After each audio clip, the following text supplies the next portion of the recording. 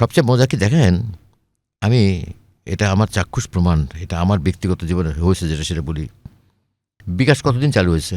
বেশি দিন না, বেশি দিন না হলে তো এক তাও তো দশক, তাও তো 10-15 বছর তো হবেই, 10 বছর। তাই না? আমার বাবা মা খুলনায় থাকেন, আমি থাকি ঢাকায়। যখনই বাবা অসুস্থ কিংবা মা অসুস্থ, আমার ভাইয়ের হাতে ফোন করে বলে যে, ভাইয়া 5,000 টাকা দরকার, কী করবি? মাকে হসপিটালে নিতে হবে বলেছে। টাকা পাঠাতে কয় মিনিট লাগে, কয় সেকেন্ড লাগে, কয় মিনিট লাগে? 1 মিনিট 2 মিনিট লাগে।